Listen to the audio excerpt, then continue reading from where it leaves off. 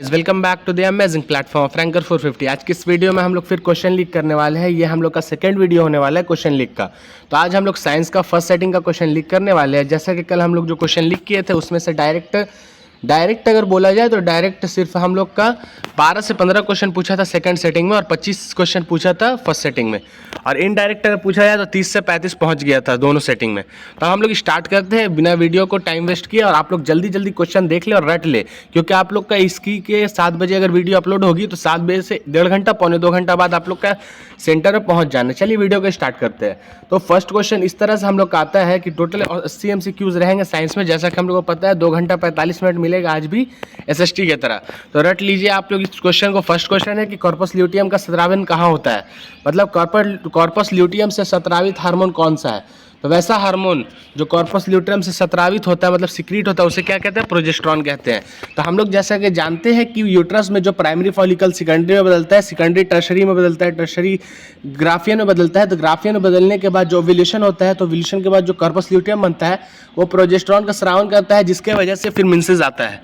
तो चलिए अब सेकंड क्वेश्चन स्टार्ट करते हैं। पारिस्थितिकी तंत्र में ऊर्जा का मुख्य स्रोत कौन है। तो ऊर्जा का मुख्य स्रोत सूरज है। क्वेश्चन नंबर 3 है हम लोग का, मानव का उद्भव स्थान कहाँ है। तो मानव का उद्भव स्थान अफ्रीका था। क्वेश्चन नंबर 4 है हम लोग का कि लैंगिक जनन संचारित रोग कौन है। तो लैंगिक जनन संचारित रोग अगर पूछेगा तो 3 रोग है, गोनोरिया, सिफिलिस, जेनाइटल वार्ड्स। तो आप लोग कुछ भी मार दे, HIV में मार सकते हैं। तो ऐसे जो आएगा ऑप्शन आप लोग का ऐसा था, B और C दोनों, या फिर A और C दोनों। तो गोनोरिया और सिफिलिस था। क्वेश्चन नंबर 5 है हम लोग का कि मानव गुर्दे का आकार कैसा होता है। तो गुर्दे का आकार बीन से, मतलब सीन के बीच के आकार का। क्वेश्चन नंबर 6 है यौन परिपक्वता की अवधि को क्या कहते हैं। तो यौन परिपक्वता की अवधि को हम लोग यौन आरंभ, जिसे प्यूबर्टी कहते हैं।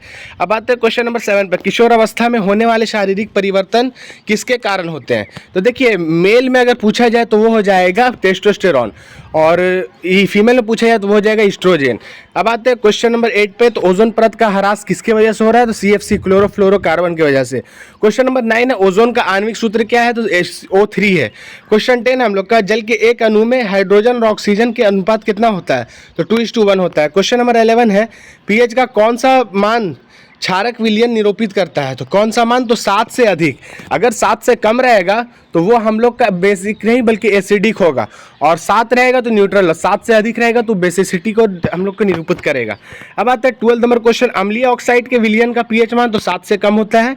नियम पूछे निम्न में से कौन धातु है। तो धातु देखिए नीचे परमाणु संख्या लिखा हुआ है, तो परमाणु संख्या के हिसाब से हम लोग अगर डिस्कस करेंगे तो उस हिसाब से हम लोग जान सकते हैं कि थर्ड किसका होता है, हाइड्रोजन, हीलियम, लिथियम। तो लिथियम नहीं होगा, ना ही यहाँ पे हम लोग का कार्बन होगा, और ना ही यहाँ पे हम लोग का 8 नंबर का ऑक्सीजन होगा। तो जो होगा हम लोग का वो हो जाएगा 12 नंबर सोडियम 11, उसके बाद मैग्नीशियम 12।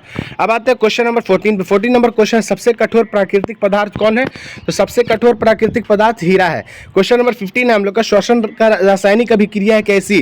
तो वो ऊष्माक्षेपी। ये क्वेश्चन काफी ज्यादा इंपॉर्टेंट है। ये क्वेश्चन आप लोग रख ले कि इसमें जो हम लोग का 100% कन्फर्म है कि 80 में 40 क्वेश्चन तो हंस के एग्जाम में आने वाले आप लोग के। अब आते हैं क्वेश्चन नंबर 15 पे हम लोग का कि सिल्वर आयोडाइड का रंग कैसा होता है। तो इसका रंग पीला होता है। क्वेश्चन नंबर 17 है, नेत्र द्वारा वस्तु का प्रतिबिंब कैसा बनता है। तो SIR याद रखेंगे सर, मतलब कि स्मॉल, रियल, इन्वर्टेड, मतलब कि हो गया छोटा बनता है, वास्तविक बनता है और उल्टा बनता है। अब आते हैं हम लोग क्वेश्चन नंबर 18 पर, विद्युत परिपथ में विद्युत धारा को मापते हैं तो एमीटर से। क्वेश्चन नंबर 19 है, विद्युत शक्ति को निरूपित नहीं करता, किस के द्वारा। तो ये हो जाएगा IR² से निरूपित नहीं करते। क्वेश्चन नंबर 20 है, किसी वस्तु का वास्तविक प्रतिबिंब बनता है किसमें। तो उत्तल लेंस में बनता है। क्वेश्चन नंबर 21 है, कोई किरण लेंस से आपतित होकर जिस बिंदु से मिलती है उसे क्या कहता है। तो उसे फोकस कहते हैं। क्वेश्चन नंबर 22 है, फोटोग्राफी कैमरे का अभिदृश्यक कैसा होता है। तो वो उत्तल लेंस का बना हुआ होता है। क्वेश्चन नंबर 28 है, बेकिंग सोडा का रासायनिक सूत्र क्या है। तो NaHCO3 है। क्वेश्चन नंबर 29 है, संक्षारक अम्ल किसे कहते हैं। Corrosive acid. तो कोरोसिव एसिड कहते हैं H2SO4 को। क्वेश्चन नंबर 30 हम लोग का, मिल्क ऑफ मैग्नीशिया का pH मान। तो मिल्क ऑफ मैग्नीशिया का pH मान होता है, ये यहाँ पे हो जाएगा हम लोग का 10.5 pH। सल्फर के बारे में पूछा, सल्फर के संयोजी इलेक्ट्रॉन तो 6 हो जाएंगे। BS4 किससे संबंधित है। तो वायु प्रदूषण से। अब इसके बाद कुछ क्वेश्चन है जो बीच में हम लोग के छूटे हैं, क्वेश्चन को मैंने PDF के फॉर्मेट में आप लोग का क्वेश्चन आंसर में डाल दिया। क्वेश्चन है, किसी शब्दकोश में पाए जाने वाले छोटे अक्षरों को पढ़ते समय आप निम्न में से कौन सा लेंस का प्रयोग करेंगे? तो इसका जो हम लोग का करेक्ट आंसर हो जाएगा वो हो जाएगा 5 सेंटीमीटर का उत्तल लेंस, क्योंकि जिसका फोकस दूरी कम रहे और सेंटीमीटर का में और उत्तल लेंस रहे। अब आते हैं क्वेश्चन नंबर 24 पे। 24 नंबर क्वेश्चन हम लोग का, किसी गोलीय दर्पण तथा किसी पतले गोलीय लेंस दोनों की फोकस दूरी -15 सेंटीमीटर है, दर्पण और लेंस सब संभवतः क्या होगी? तो देखिए माइनस में किसका होता है? तो माइनस में अवतल का होता है, तो दोनों अवतल हो जाएगा। तो इसका जो हम लोग का करेक्ट आंसर हो जाएगा वो हो जाएगा 24 का सी। 25 पे आते हैं। 25 नंबर क्वेश्चन हम लोग का, कि जल में घुलनशील भस्म को क्या कहते हैं? तो जल में घुलनशील भस्म बोला है तो भस्म को क्षार कहते हैं। क्वेश्चन नंबर 26 है हम लोग का, कि एस सोडा का रासायनिक सूत्र क्या है? तो NaCO3 हो जाएगा। क्वेश्चन नंबर 27 हम लोग का, यहाँ पे निम्नांकित में कौन विजातीय यौगिक है? तो विजातीय यौगिक POP हो जाएगा, plaster of Paris. Question number 29 हम लोग का, सॉरी 27 के बाद हम लोग का उधर कर चुके थे, अब 32 है। तो 32 में पूछा है कि किसकी आयनन ऊर्जा अधिकतम होती है? तो फ्लोरीन की सबसे ज़्यादा होती है। क्वेश्चन नंबर 33 है हम लोग का, यहाँ पे पौधों में जनन अंग कहाँ पाए जाते हैं? तो पुष्प में, जैसे पुंकेसर, स्त्री केसर होता है, और ये एंजियोस्पर्म प्लांट के बारे में बोला जा रहा है।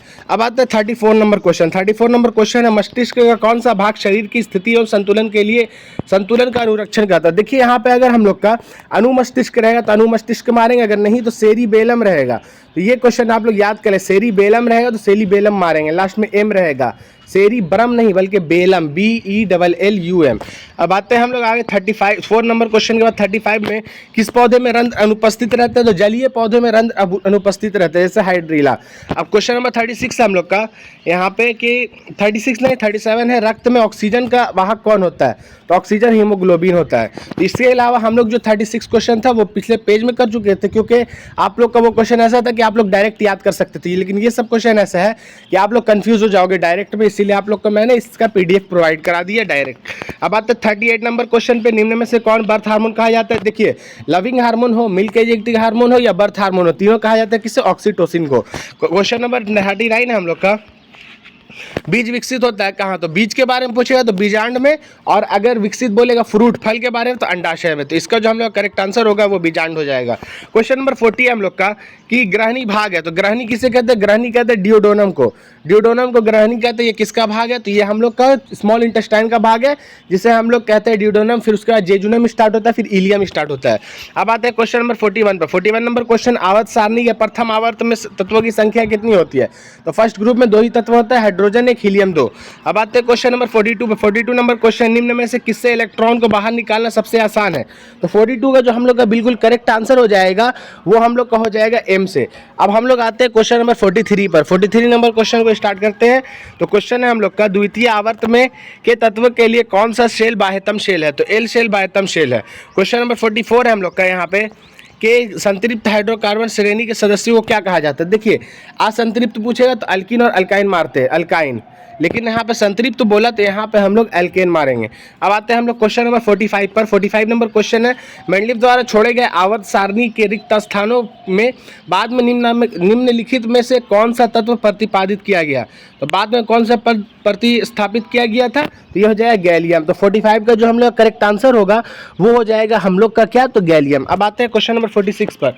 46 नंबर क्वेश्चन है हम लोग का, कि आवर्त सारणी के प्रत्येक आवर्त के अंतिम सदस्य कैसे होते हैं? तो एक निष्क्रिय गैस होता है, जैसे hydrogen, helium, neon, argon, xenon, krypton, radon, ये सब हम लोग का होता है। उसके बाद आते हैं 47 नंबर क्वेश्चन पर, किसी तत्व में 2 शेल है और पूर्णतः दोनों इलेक्ट्रॉन से भरे हुए, तो वह तत्व क्या कहलाएगा? तो नियॉन कहलाएगा, क्योंकि 2 शेल इसी में होता है। अब आते हैं क्वेश्चन नंबर 48 पर। 48 नंबर क्वेश्चन हम लोग का, निम्नांकित में कौन सबसे अधिक क्रियाशील हैलोजन है? तो सबसे अधिक क्रियाशील हैलोजन हो जाएगा फ्लोरीन। क्वेश्चन नंबर 49 है हम लोग का, कि निम्नलिखित में कौन मात्रक वाट के बराबर है? तो वाट अगर बोलेगा तो हम लोग जानते हैं कि वर्क डन अपन चार्ज होता है, तो वोल्ट बराबर होता है वर्क डन अपन चार्ज। तो वहाँ से अगर निकाले तो वर्क डन का मिल जाएगा जूल, और चार्ज का मिल जाएगा क्या? जूल पर कूलॉम। तो यहाँ पे वाट पूछा है ना, सॉरी पावर का अगर पूछा है, तो यहाँ पे जो पावर हो जाएगा हम लोग का वो हो जाएगा वर्क डन अपॉन टाइम। तो पावर का हो जाएगा वर्क डन अपॉन टाइम, तो यहाँ से हो जाएगा जूल और यहाँ से हो जाएगा सेकंड। तो जूल पर सेकंड हम लोग का करेक्ट आंसर होगा, जो हम लोग का ए ऑप्शन बिल्कुल सही है। क्वेश्चन नंबर 50 हम लोग का, कि विद्युत हीटर में तार की कुंडली बनी होती है किससे? हीटर में बोलेगा तो नाइक्रोम से बनी होती है, यही हम लोग का क्वेश्चन आएगा एग्जाम में। और एक दूसरा क्वेश्चन या तो सेकंड सेटिंग में या तो फर्स्ट सेटिंग में, कि विद्युत बल्ब में कौन सा तार इस्तेमाल होता है? तो वो हो जाएगा टंगस्टन। क्वेश्चन नंबर 51 है हम लोग का यहाँ पे, कि किसी परिपथ का वह गुण जो विद्युत ऊष्मा, विद्युत को ऊष्मा में बदल दो, उसे क्या कहते हैं? प्रतिरोध कहते हैं। अब आते हैं क्वेश्चन आगे, नेक्स्ट क्वेश्चन हम लोग का कि एक विद्युत सेल से धारा प्राप्त करने पर इसके सिरों के बीच विभवांतर का मान क्या होता है? तो 52 का जो हम लोग का करेक्ट आंसर हो जाएगा वो हो जाएगा विद्युत वाहक बल से कम। क्वेश्चन नंबर 53 है हम लोग का कि अनवीकरणीय ऊर्जा का स्रोत कौन है? तो अनवीकरणीय ऊर्जा का स्रोत कोयला है। क्वेश्चन नंबर 54 है यहाँ पे हम लोग का कि तरंग दैर्घ्य सामान्यतः किससे व्यक्त किया जाता है? तो मीटर में। ऐसे एंगस्ट्रम भी रहेगा तो एंगस्ट्रम भी मार सकते हैं आप लोग। क्वेश्चन नंबर 55 है हम लोग का किसी चालक तार से प्रवाहित विद्युत धारा में गतिशील कण कैसे होते हैं? तो गतिशील कण इलेक्ट्रॉन होते हैं। क्वेश्चन नंबर 56 है हम लोग का कि 12 वोल्ट विभवांतर को के दो बिंदुओं के बीच न्यूनतम 2 कूलम आवेश को ले जाने में जितना कार्य कराया जाता है उसे क्या कहते हैं? तो यहाँ पे वोल्ट बराबर होता है वर्क डन अपॉन चार्ज।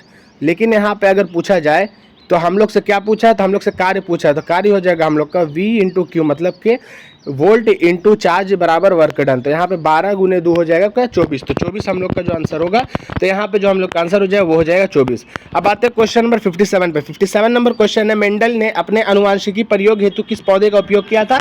तो गार्डन मटर का उपयोग किया था। तो गार्डन मटर में 7 कैरेक्टर्स थे उसमें, जैसे हम लोग, इसीलिए मेंडल को आसानी हुआ क्योंकि उसमें जो कैरेक्टर्स थे वो जल्दी जल्दी शो हो रहे थे, और उसके बाद उसका जो लाइफ स्पान है बहुत कम रहता है, इसी वजह से वो कम टाइम में ज़्यादा कैरेक्टर को स्टडी कर लिए। क्वेश्चन नंबर 58 हम लोग का किस प्रकार के श्वसन में अधिक ऊर्जा मुक्त होती है? तो वायवीय श्वसन में अधिक ऊर्जा उत्पन्न होती है। तो क्वेश्चन नंबर 58 का जो करेक्ट आंसर हो जाएगा वो हो जाएगा वायवीय। क्वेश्चन नंबर 59 है हम लोग का कि मानव में नर जनन ग्रंथि कहलाता है क्या? तो विरीशन कहलाता है। क्वेश्चन नंबर 60 है हम लोग का, यहाँ पे आप क्वेश्चन स्टार्ट करते हैं। काफी ज्यादा इंपॉर्टेंट क्वेश्चन आप लोग याद कर ले, आप लोग बाद में ना पछताए कि क्वेश्चन नहीं लड़ा है, ये क्वेश्चन लड़ेगा ही लड़ेगा। जीवन की एक महत्वपूर्ण विशेषता क्या है? तो वृद्धि है। क्वेश्चन नंबर 61 है हम लोग का यहाँ पे कि स्वपोषी पोषण होता है किसमें? तो कुछ प्रोटिस्टा और प्रोकैरियोट्स में भी होता है, पौधों में भी होता है। तो ए और सी दोनों हो जाएगा। तो इसका करेक्ट आंसर ए और सी दोनों। अब आते हैं क्वेश्चन नंबर 62 पर। 62 नंबर क्वेश्चन है, ग्लाइकोलाइसिस होता है कहाँ? तो ग्लाइकोलाइसिस पूछे तो वो हो जाएगा साइटोप्लाज्म में, जिसे कोशिका द्रव्य कहते हैं। तो इसका करेक्ट आंसर हम लोग का बी हो जाएगा। क्वेश्चन नंबर 63 है हम लोग का, तंत्रिका तंत्र की संरचनात्मक एवं क्रियात्मक इकाई को क्या कहते हैं? तो न्यूरॉन कहते हैं। क्वेश्चन नंबर 64 यहाँ पे हम लोग कहा जाते हैं कौन सा एंजाइम वसा पर क्रिया करता है? तो वसा पर क्या करता है? तो वसा पर हम लोग जानते हैं कि लाइपेज करता है। क्वेश्चन नंबर 65 है हम लोग का यहाँ पे कि तालाब किस प्रकार का पारिस्थितिकी तंत्र प्राकृतिक है? क्वेश्चन नंबर 66 से निम्न में से कौन पारिस्थितिकी तंत्र में अधिकतम संख्या में मौजूद है? तो उत्पादक अधिकतम संख्या में मौजूद है, इसीलिए बैलेंस बना हुआ है। क्वेश्चन नंबर 67 यहाँ पे कि जीवों की उत्पत्ति के पहले पृथ्वी पर क्या नहीं था? तो ऑक्सीजन नहीं था। तो ये करेक्ट आंसर, ये कोई भी मार दे सकता है। क्वेश्चन नंबर 68 यहाँ पे आ जाते हैं कि भारत में उत्पादित प्रत्यावर्ती विद्युत धारा की आवृत्ति कितनी होती है?